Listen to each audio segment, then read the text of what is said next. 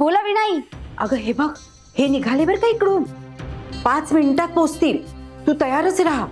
हो हो, मी तयारच आहे. हा, आणि हे बघ, सारखं कोपऱ्यात जायचं आणि तिकडे काय घडतंय ते मला कळवायचं. हो हो हो. पण हे सगळं संपायला साधारणपणे किती वेळ लागेल? लागेल ग, तास 1.5 तास. का ग? हा, तुला आईकडे जायचंय ना? नाही हो, मी आजच जाणार होते साड्या घ्यायला. हो का? मग हे सगळं झाल्यावर जा. हा, अहो, मला डायरेक्ट कसं जाता येईल साड्या घ्यायला? त्याआधी मला तुमच्याकडे यावं लागेल ना पैसे घ्यायला. प्रांजलचे पप्पा इथून घरीच येणार आहेत का? मग मी त्यांच्याबरोबरच घरी येईन ना. हो, मग तू तुझ्या सासऱ्यांना काय सांगणार? तू इकडे काय येतेस म्हणून? नको नको, मी रिक्षानेच येईन. पण मला संध्याकाळी बाहेर जायचंय. बरोबर, त्याच्या आधीच येईन. हा,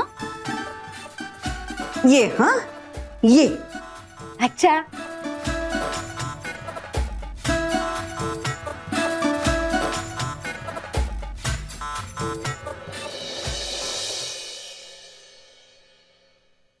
मलाही तोच प्रश्न पडलाय.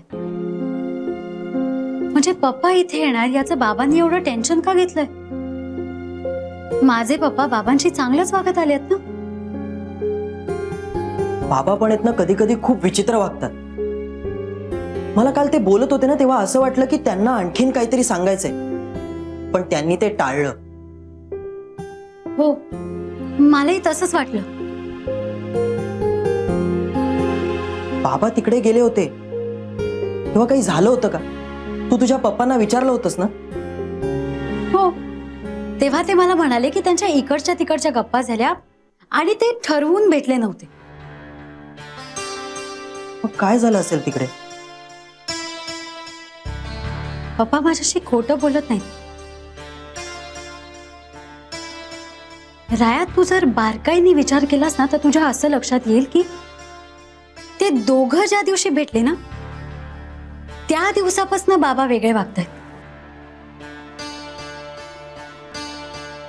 तू एक काम करतेस का? तू त्यांना परत विचार ना, नेमकं काय झालं होतं तिकडे. पण आज नको.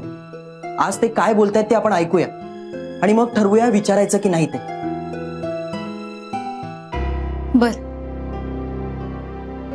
बरं, बाबा बाहेर एकटेच आहेत. मी थांबतो त्यांच्याबरोबर. हो, ठीक आहे.